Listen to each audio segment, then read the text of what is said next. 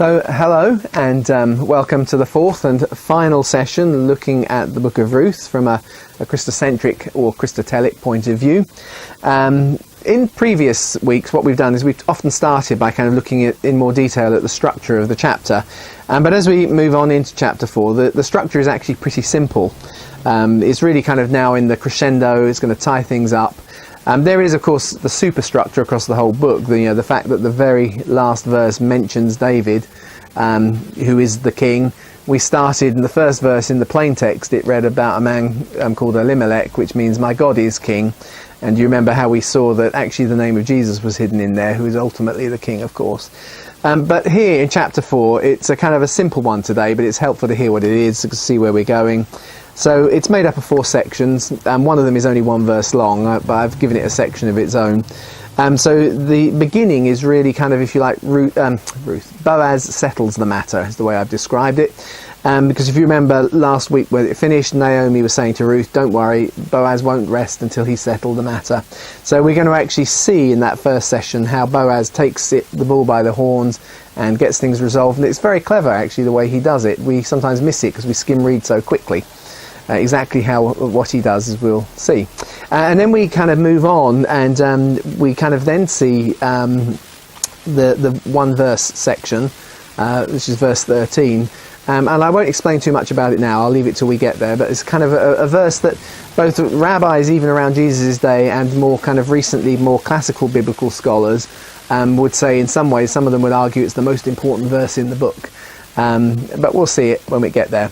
And then after that, there's a little section where the women bless Naomi. So we've had Boaz settling the matter, an important theological verse. And then the women bless Naomi. And remember, as we said right at the beginning, although the book is called Ruth, in many ways this is Naomi's story. It starts with her and finishes with her. And she's cradling the child that Ruth has born, whose name is David. And then we kind of hit the last section, which is almost like an add-on, but I don't think it is. I think it's integral to the book. The book wouldn't make sense, in one sense, without it, which is tracing the lineage, and it just carries the lineage all the way from the days of Judah's sons, Perez, right the way through when they were in Egypt, and then through the time in the wilderness, into coming into the promised land, right the way down to the birth of David. And as I say, you've seen the whole book finishes with the name David. So that's the kind of superstructure of this chapter, just 4 simple sections. But that first part, Boaz settles the matter, it's got that kind of reflective shape in it that we've seen in other sections. So it starts with a statement and it kind of finishes with it starts with some events and finishes with parallel events, and then we kind of see a middle section. So I've got them on the screen now, I think, as you look at it. So right at the beginning, we see Boaz convening a legal assembly. And right at the end, we see that legal assembly kind of adjudicating on the matter, speaking out for Boaz and then blessing him. And of course, in the middle, we have then the legal proceedings. The kind of Boaz makes the case, the other redeemer that he's brought into the situation responds, and that we come to a conclusion at that point. So let's not thinking about structure so much anymore. Let's just get on and read some of the verses. Now, Boaz went up to the gate and he sat down there. Now, obviously, gates of, well, we could say cities, but this is a small town, Bethlehem. The gates, of course, are in an important place. Pretty much everyone has to pass in and out of them, and so it's not long. And then we read this, and behold, big surprise, that close relative of whom Boaz had spoken was passing by. So this is the close relative, the relative with a kind of a stronger claim, both to the property but also to the requirements of redemption than Boaz had. And so Boaz says, turn aside, friend, sit down here. So he turned and sat down. It's interesting, there's a lot of sitting in this passage, and I don't want to spend too long on it, but there is a kind of sense in which it reflects God's way of doing authority. Is from a place of seatedness. We are seated with him in heavenly places, that Christ ascended to the Father and sat down at his right hand. And there's something about spiritual authority that's not about kind of impositional control, standing over, demanding and so on, but actually sits kind of eye to eye in that kind of relaxed place and gives it from there. So it's kind of interesting that everyone sits down as everything is being resolved here. So he sat down, and then it says, and then he took 10 men of the elders of the city and said, you sit down. So they sat down. You do kind of wonder, don't you? Did he say? So he said to the guy, "You come and sit here," and the guy sat down, and he says, "Hang on a second. Oh, look, there goes someone." He has to collect them together. Don't really know, but and during that time, is he talking to his relatives? He doesn't tell him exactly what it's all about. He says, "Don't worry, nothing, no problem. It's just we need to resolve something." And when we've collected a few people, so they collect them up, and they're there. And it says, so then, now that the elders of the town are there, Boaz stands up to make a case. So he introduces the situation. So he said to the closest relatives, while everyone's listening, so Naomi has come back from the land of Moab, and she has to sell a piece of land which belonged to her brother Elimelech. Sorry, which is not to her brother, to our brother. I was just being a bit confused there. It's not her brother, it's her husband. It's our brother, Elimelech.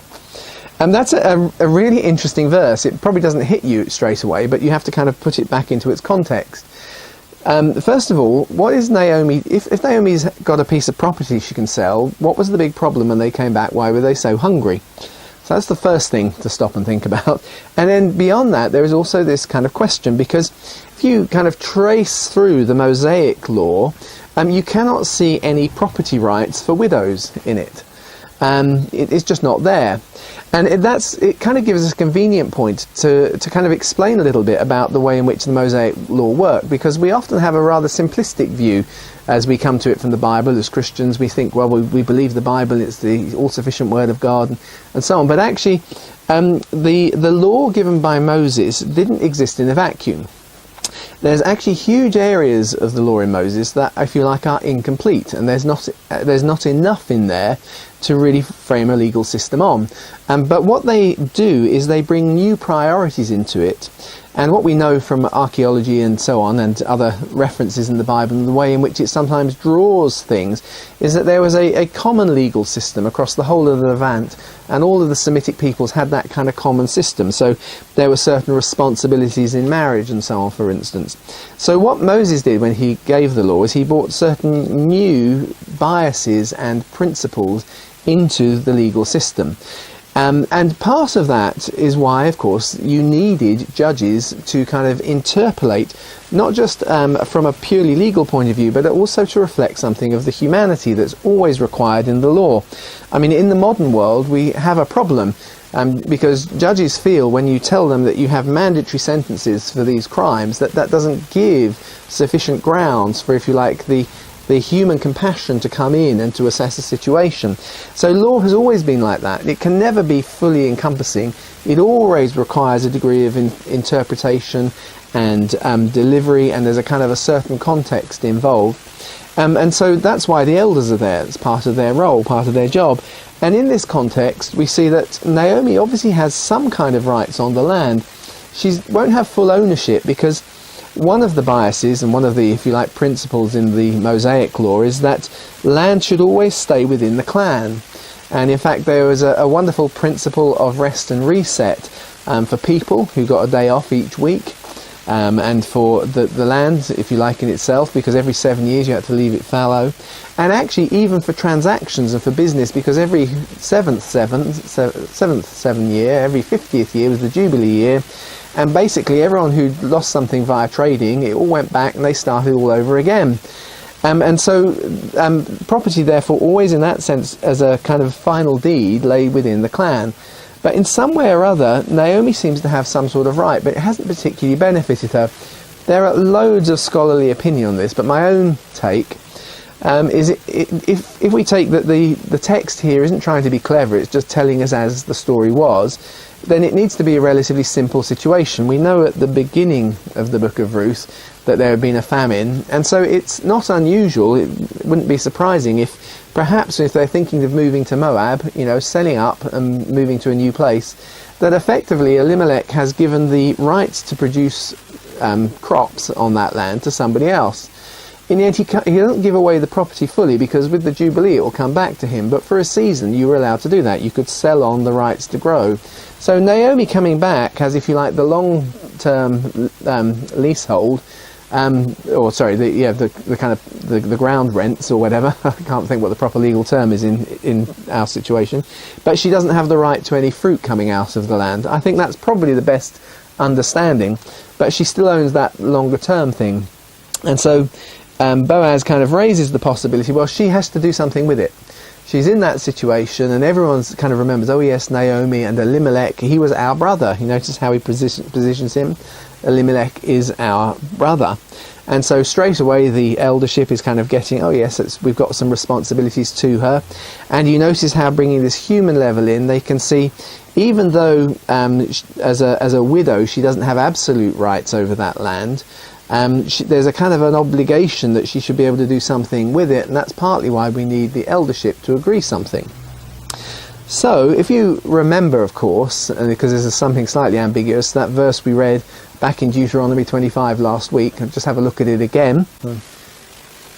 So if brothers dwell together, do you remember, see how it starts? And he's just referred to Elimelech, our brother, so he's made that connection just to remind them.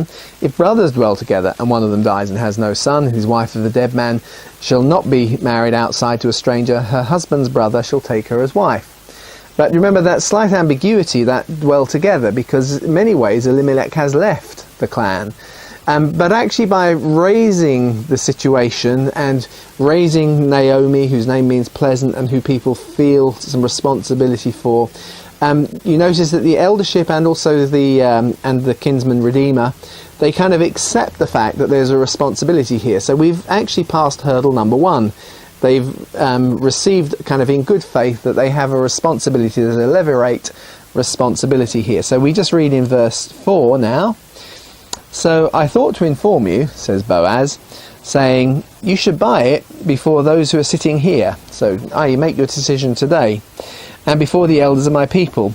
And if you will redeem it, redeem it. But if not, tell me, that I may know, for there is no one but you to redeem it, and after you it's me. And he said, and the man said, I will redeem it. So again, just spot what Boaz has done. He's been very gracious here. So he said, you've got that responsibility. There's a piece of land. There's a widow who needs some sort of recompense. She can't really fully own this, but actually the whole idea of redeeming is that as you take it on, you take responsibility to look after her.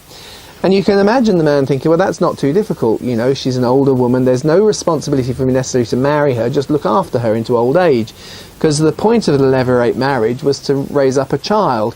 And she was too old to bear children. So he's thinking in his mind, that's okay, that's an easy responsibility. We'll just take her on. We'll look after her. So he says, yep, I will redeem it. But then, Boaz says, and of course, on the day that you buy the field from the hand of Naomi, you should also acquire Ruth the Moabitess, the widow of the deceased, in order to... and you see, the deceased here, she's not the widow of Elimelech, she's the widow of Mahlon, who's not been mentioned. You see how clever he's been? He's put it in terms of Elimelech, who's your brother. Oh yes, he's our brother, so we have responsibility to him. And there's a widow that's too old to marry, so yeah, I guess, okay, so the kinsman redeemer said, yes, I'm interested, somebody ought to redeem it, and the court has all said, yes, someone ought to redeem it. So you see how they're getting drawn in, they're crossing lines that they can't go back on now, not without losing face anyway. But now he's introduced, but of course she does have, because actually the person it belonged to was the sons. Mahlon was the son, and he had a wife. Now Mahlon, isn't necessarily quite the same as one of your brothers. He's a bit further of a distance, you see, that ambiguous state coming in. And the widow of the deceased, in order to raise up a name for the deceased on his inheritance. Well, there's a bit of a kind of a stop now for the guy who's said he wanted to get it, because suddenly, because of the fact there is the potential for the line to be restarted, Mahlon's line, the inheritance won't exactly belong to him and his family. He's just kind of taking financial responsibility to re-kickstart it for somebody else.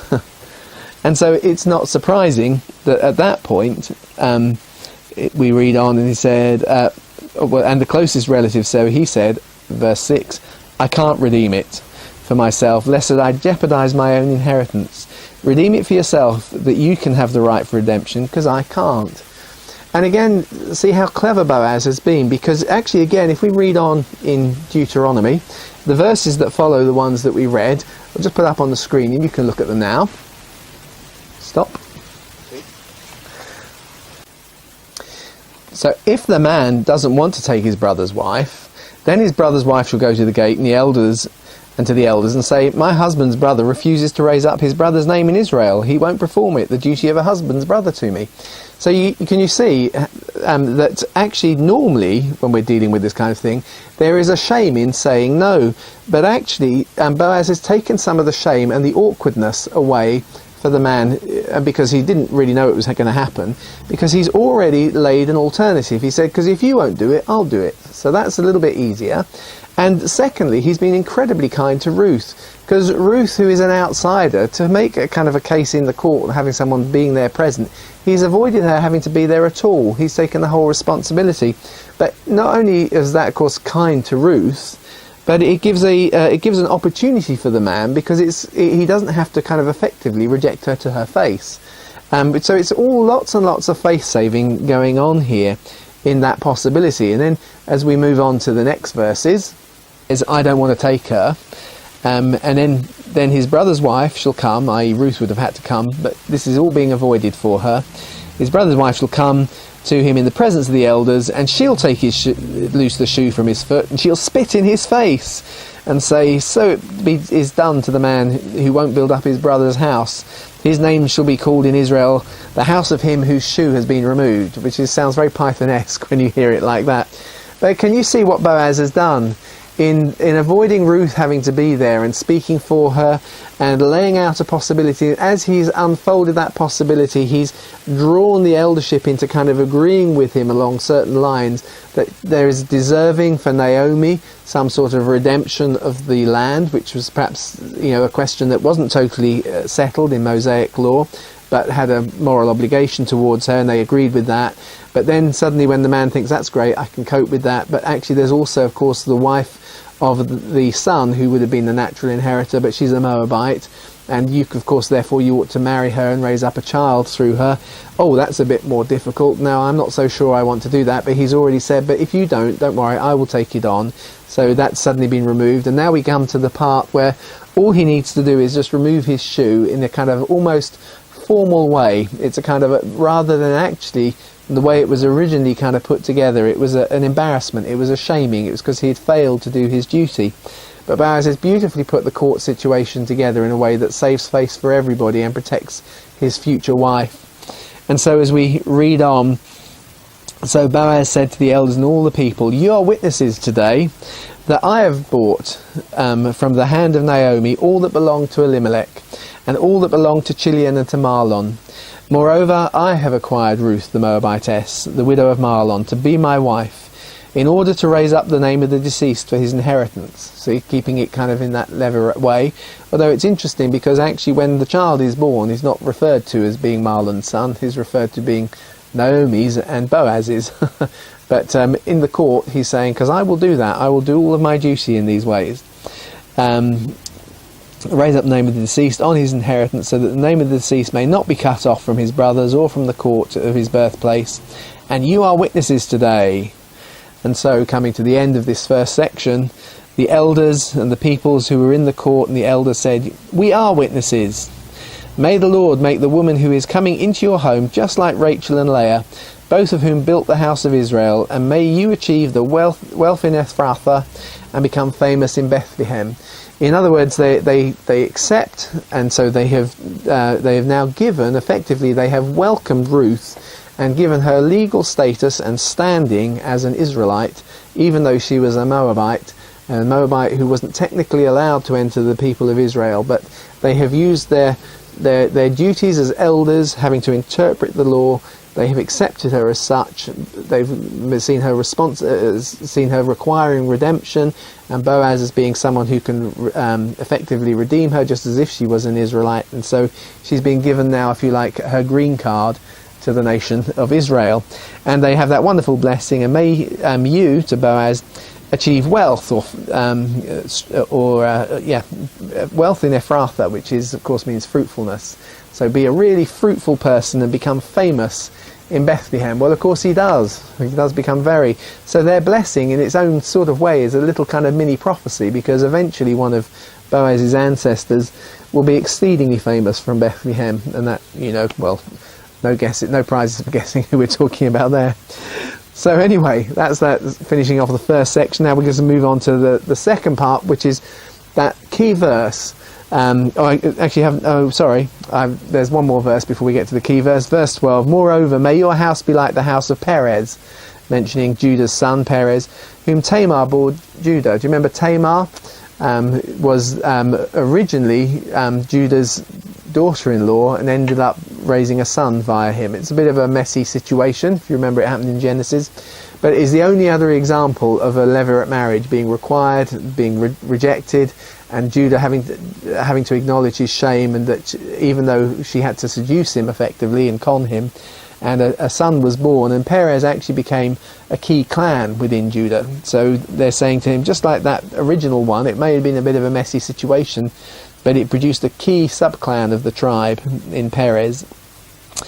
So just whom Tamar bore Judah, through the offspring which the Lord shall give you by this woman. So verse 13, so Boaz took Ruth, and she became his wife, and he went into her, and the Lord enabled her to conceive, and she gave birth to a son. I gave that a whole section right at the beginning, because theologians see it as such a key verse. Why? Well, because we see this wonderful interplay of the responsibilities of people and God.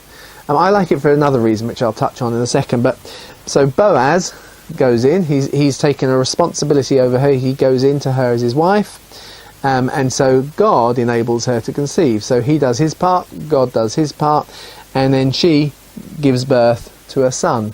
So we have kind of, you've got that wonderful kind of illustration. Sometimes at weddings, we talk about that proverb. It talks about a three-stranded cord isn't easily broken, and in every marriage you need the husband, the wife, and God to be all interwoven together. And you get that kind of wonderful sense in that verse. Here's the husband, here is the wife. They play their parts, but it is God who is in the middle, enabling them to do something. And that's why theologians like it so much. I like it for another reason, because it also gives a very clear theological answer to, is this something that is righteous and godly and in God's purposes? Because it wasn't just that she happened to get pregnant, but actually God enabled her to conceive. It's like God is putting his blessing on this slightly unusual situation with a Moabite coming into the children of Israel. He's putting his hallmark on it to say it's legitimate. And of course, ultimately, a couple of generations later, we're going to see it's incredibly fruitful. So God puts his little mark on it right there. So now we're going to move on to the last section. Oh, no, sorry, not the last section. Now we move on to the penultimate section, starting in verse 14.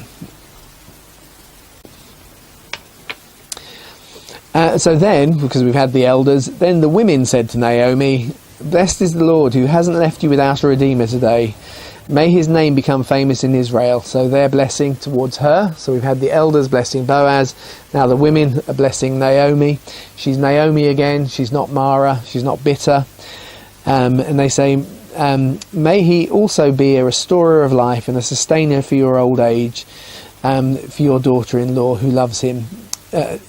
For your daughter-in-law who loves him, and is better to you than 7 sons, and she's the one who's given birth to him. It's a wonderful kind of statement about Ruth, that they look at the ladies of the village or the town, they look at Ruth and say, you know what, Naomi, she has been better to you than 7 sons would have been, and all that's been achieved. And I think I've just missed out when I was reading that. Does it say that? Oh no, here it is, verse 16.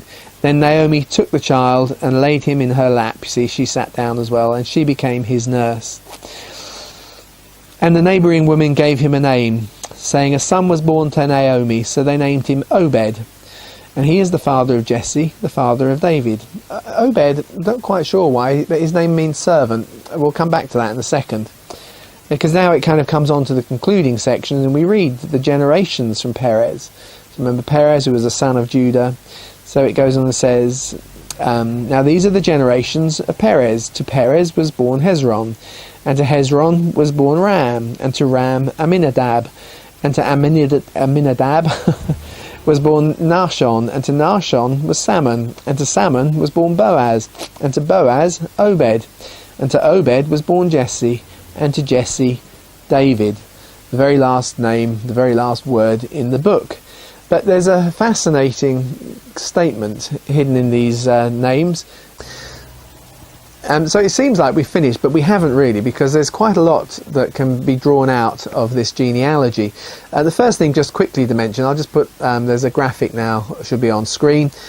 You'll notice that as you have a run of names, they run all the way from Perez, who is the son of Judah, right the way down to David here, which I think is 10 generations.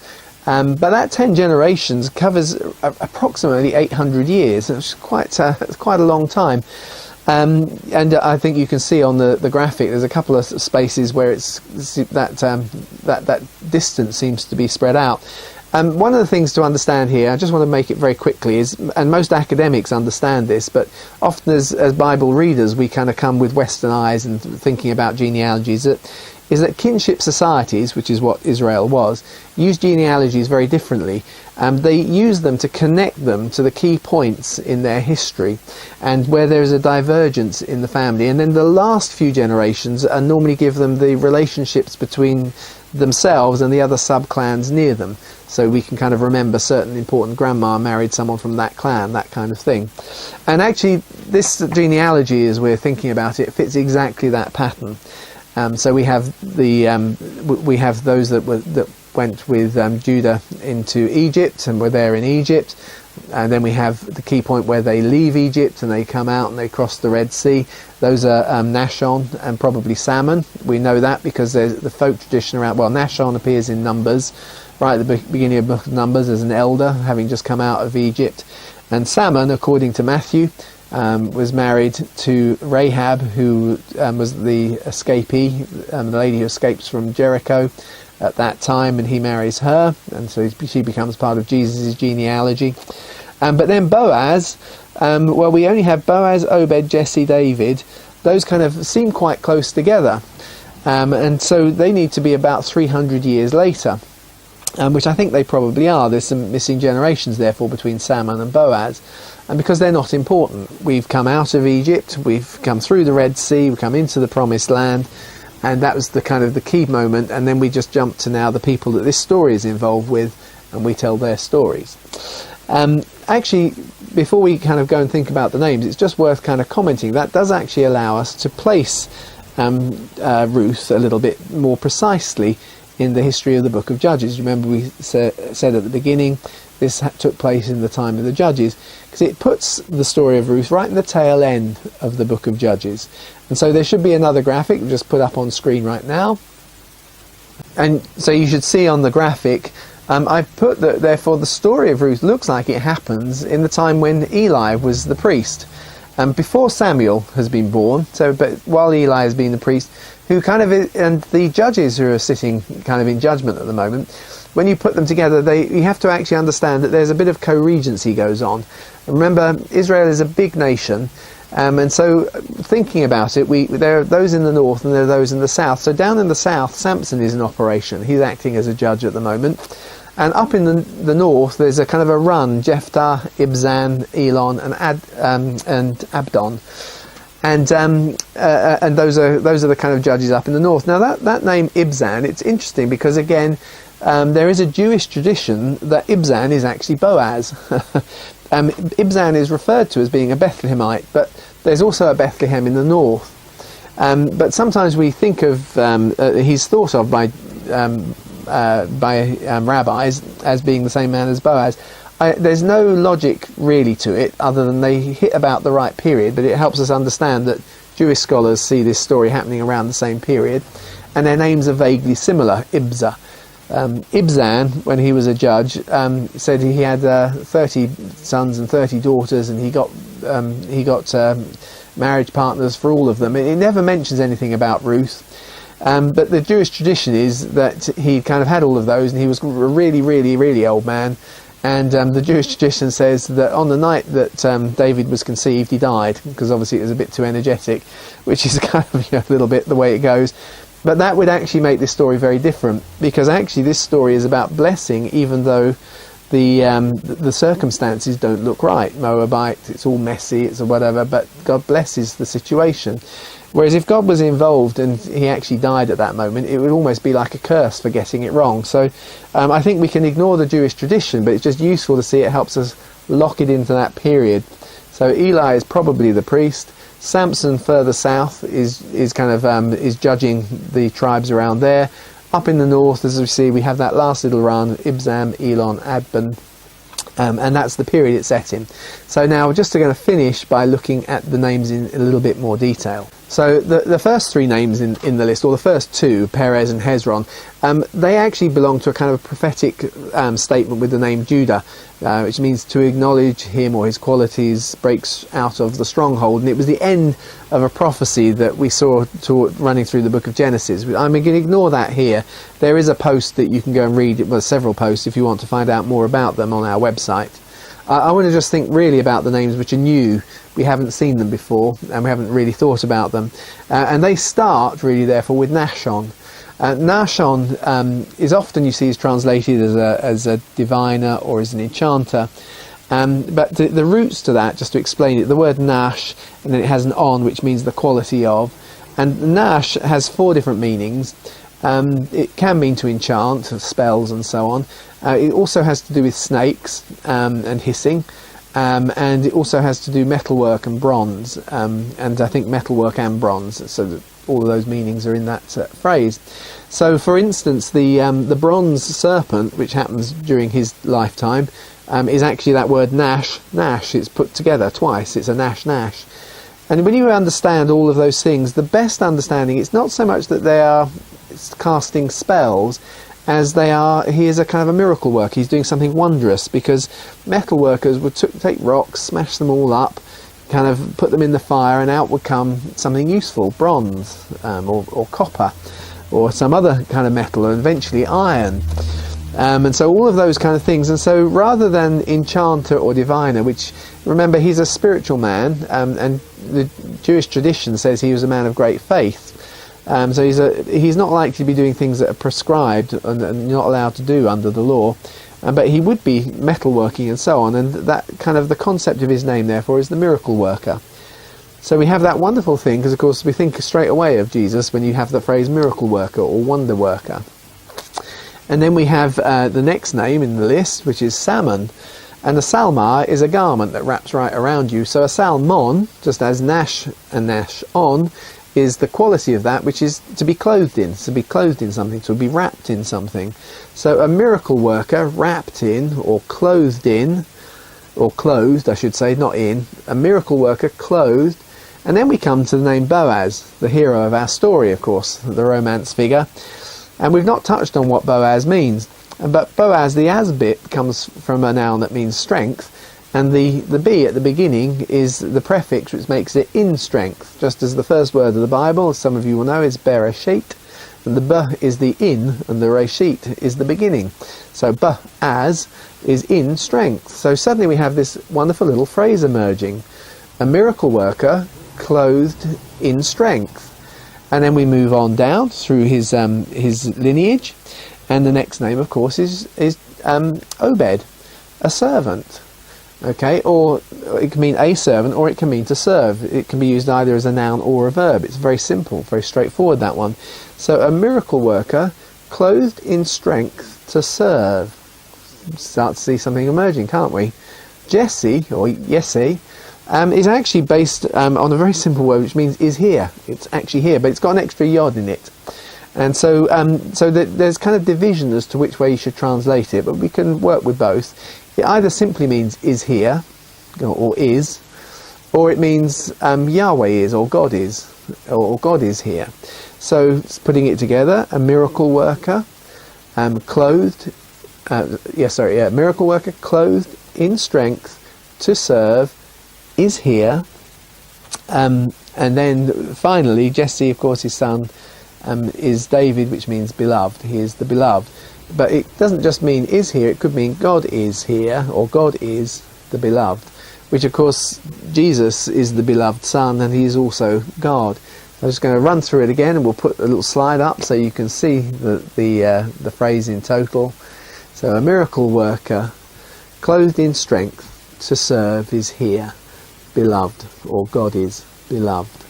A wonderful kind of little final prophetic statement hidden in that last run as we run down to the final name, David.